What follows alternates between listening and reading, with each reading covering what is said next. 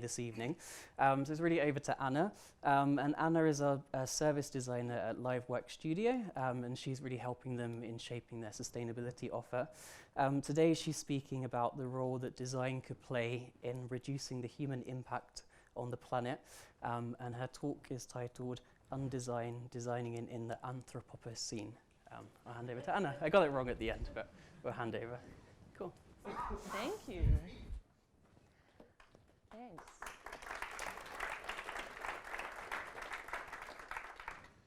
So Brett already said, I'm Anna from Livework Studio, and I just moved like 6 months ago to London, so sorry for my Denglish. I worked for Livework before, but then in the Rotterdam studio. And we have been talking a lot about sustainability, and today I'll be taking you along on our journey. And it's a journey that was very much fueled by one of our founders, Ben Reason. When he founded Livework, he was already thinking about how services could maybe unlock some circular business models. And especially the last year, we've been incredibly lucky that he has been inspiring us every lunch, and we've been talking about it a lot. So I'll take you on that journey. But before we talk about designing for sustainability, we have to talk a bit about design. So as we are aspiring to be one of the thought leaders in the field of service design, we obviously need to think about what are the key qualities of service design. So let me just take you quickly through the thoughts that we have on that, because we think that there are 5 main qualities of service design, which are human-centeredness, co-creative, reframing, contextual, and experimental. And I'll just quickly take you through them. The first one is human-centered. So design focuses always on the needs and experiences of humans, whether it's clients, patients, or whatever. We think that focusing on their and improving their experience is the key to unlocking business and government outcomes. And to do that, we have to work co-creatively, because we are never the expert, obviously. We never really know what this field that we're working in is about. So we need to invite the humans that are part of that thing into our process and be the facilitator of creation rather than the creator on our own.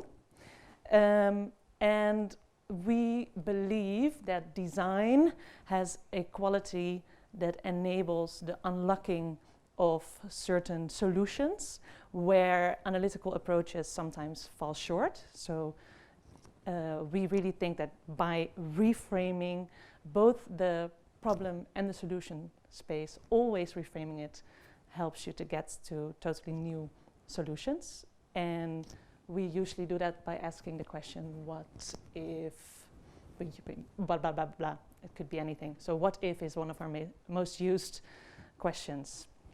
Then, we're not unique in this, but we always try to design contextual. We don't believe that anything has any value if we don't take into account the context in which the solution is used. So that means that we have to talk to the people that are actually using the horseshoes if we are creating a service for a horseshoe manufacturer. And last but not least, we fundamentally believe in experimenting. So making, testing, iterating, learning and improving, bringing in the freedom of experiment, and also de-risk everything through experimenting. So for us, these are the key qualities of design. And then when we take these key qualities and take them into sustainability, we want to frame that in the context of the Anthropocene. Just a quick introduction on the Anthropocene for people who have never heard of it. I'm not an expert, so I'll keep it short, but the Earth system scientists classify the Earth's history on a timeline of epochs based on the qualities of the geological features of the Earth. So whenever the Earth fundamentally changes, it's a start of a new epoch. And the scientists today tell us that with great confidence that we just entered a new epoch, which is fundamentally shaped by humans, because we've left such a big impact on the geological features of the Earth that this is a new epoch, which we call the Anthropocene. And there's a lot of evidence for this Anthropocene, and you've probably all seen them in the media, but I'll take you through 3 of those just to show the vast range and the big and the long duration of these factors. So just a few. Humans have changed the carbon composition of the atmosphere. Humans have brought in fertilizers, which have a huge impact on the soil ecosystems. And I don't even need to tell you about the impacts of plastics, because you've all seen that everywhere. So why are we bringing design in Anthropocene? Why are we not calling it eco-disaster or ecological crisis? Well, for us it's important that we recognize that it's not something that we are trying to find a solution to. No, we are going to have to accept that we're in a new epoch now, and we just have to deal with that. We have to adapt to it.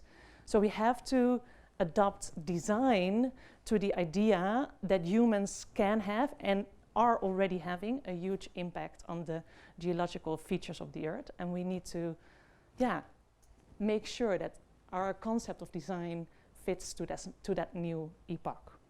So what does that mean for the qualities that I just described to you? Well, for that, we need to take in some ideas of people from outside of our field that have been thinking about this for a while now. So the great thinkers of our time, we're starting to build a big library at LiveWork to inspire us. And I'll take you through their thinking and I'll apply it to these key qualities of design. So the first one, I'll just start with human-centered and take you through the other ones. So the first one, human-centered. Well, in the book Humankind, written by Morton, he kind of says that humans have forgotten that we're part of this big ecosystem.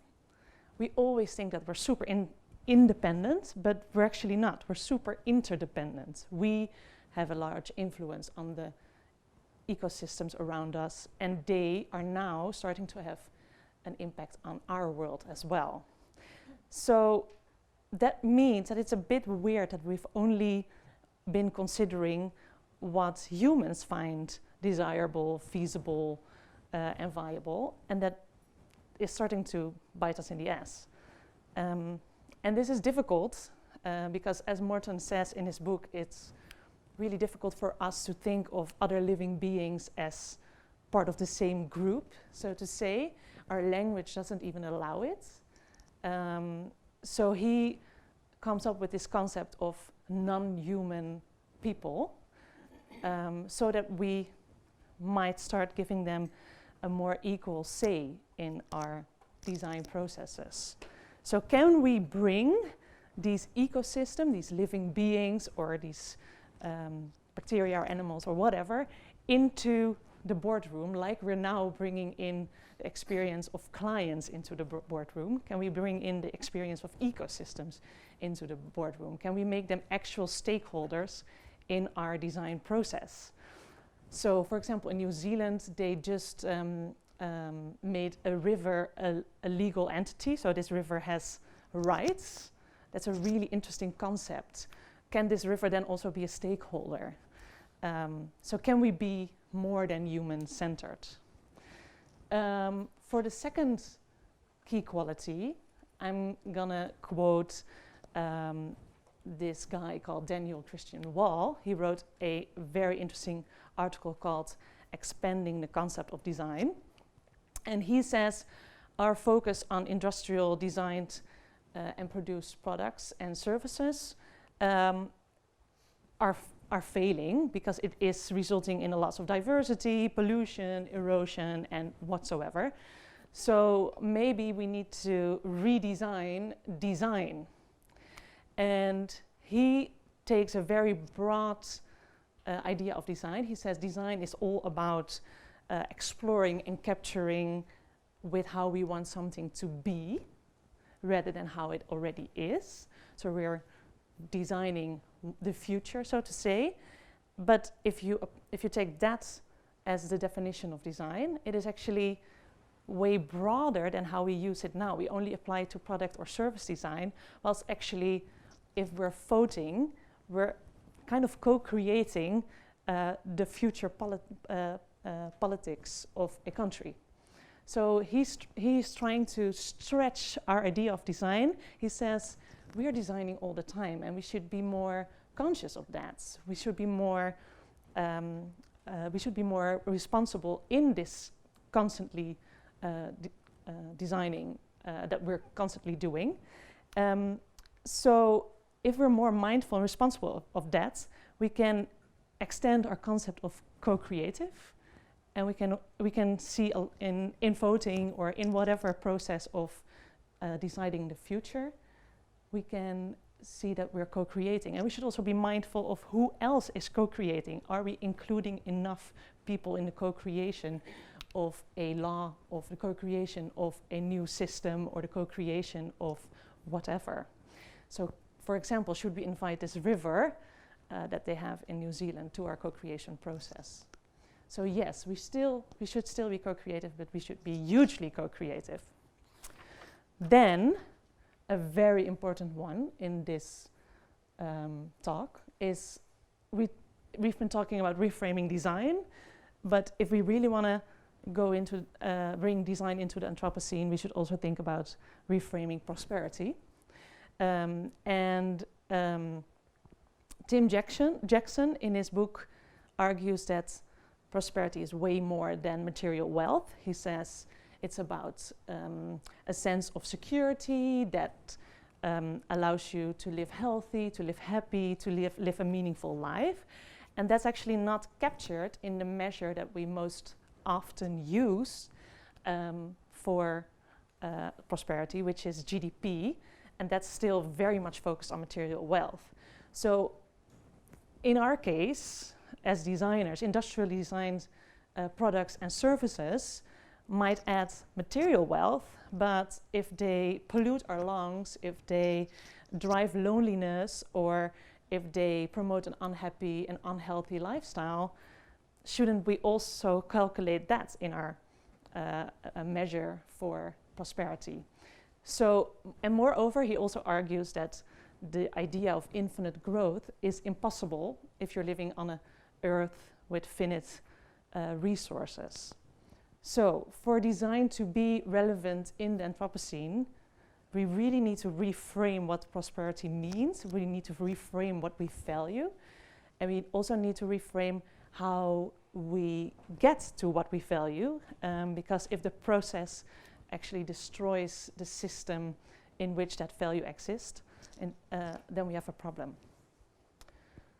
Then the contextual one. I already said a little bit about the Anthropocene, and it's really special because it's the very first time in 4.6 billion years that one species on its own is radically impacting the Earth system.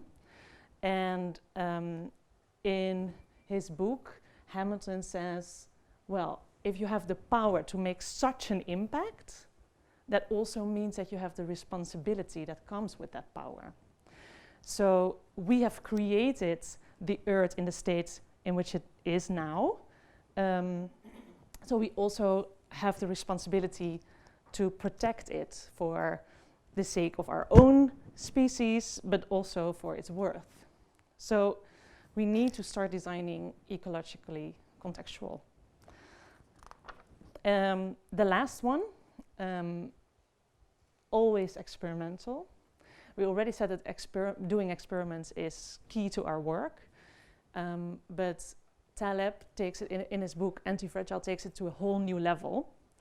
And for that I have to explain a bit about fragileness. So he says currently we're seeing this scale from something that's super fragile, that it breaks easily, that with just a change or a shock it breaks, And on the other side of the scale, we say it's robust. So, but he says, no, the scale is way bigger than that. On the other end is anti-fragile. So that means things that don't break with shock or with change or with disruption, but things that thrive on shock and disruption. And robustness is something in the middle of that scale. And that's a really interesting concept. So just an example of what is anti-fragile. An anti-fragile process would be, for example, evolution. So evolution really thrives with experiments, with trial and error. The process is built around that, so you could say it that way. So we're trying to figure out, can we design services that even after they've been implemented are still experimental? So they still get better every time it experiences a shock or experiences change. So that would really make our services way more fitted to the Anthropocene. So that brings us to the very first draft of the key values of design in the Anthropocene, which is more than human-centered, hugely co-creative, reframing prosperity, ecologically contextual, and always experimental. And we are very curious to know your thoughts, and we really hope that you'll help us to explore this topic even further. Thank you.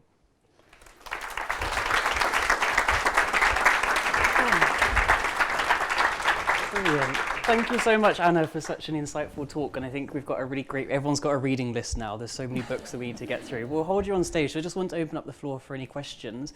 Before I do, I forgot to say at the beginning, we have a hashtag for this evening, which is MXL Meetup. Obviously, it's a great way to connect with each other, but also those if anyone's watching us online. If you want to put any questions on there, there's a chat feature, or if you're on Twitter or any of the social networks, just use hashtag MXL Meetup. We can get some conversations going on there as well. But we've got time for 2 questions. If anyone had any questions for Anna, if you want to put your hand up. So there's one here. So Adrian, are you able to, so just the gentleman in the black t-shirt. If you just wait for the microphone and we'll, then we can hear you. Perfect. Hi. Hi. That is better. Thanks very much for that. That was really interesting. I was interested in your thoughts on the concept of entropy.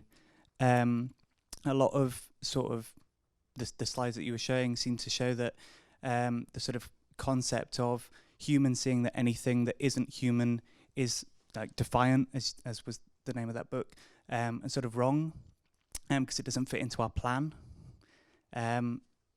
Would you say entropy sort of relates to that? The concept of, oh, we make stuff and then it slowly degrades and falls apart, but actually that's nature having a part in the process? Oh, I love that question. I don't immediately have an answer to it, to be honest. What, sorry? Yeah.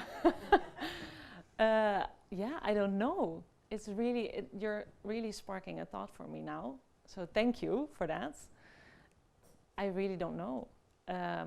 I've had some talks with people that said, well, entropy thing is not really true because blah, blah. No, I don't know. Thank you. We're going to think about this one. Fair enough. Yeah. Any slightly easier question?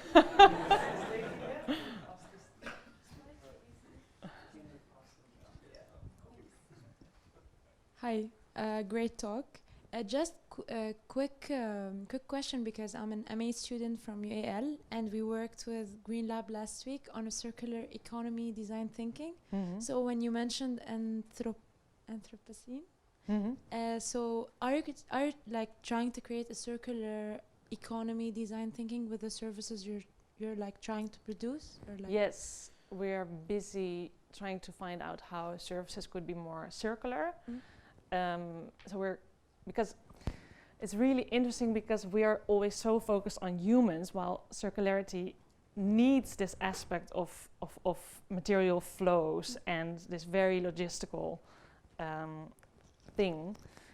So we're combining our efforts with companies that are thinking about that a lot, and we're trying to see how they can like design the whole the streams of material, whilst we design how humans are actually going to do that, because in the end the materials do need to go back somewhere, or they need to go somewhere or whatever.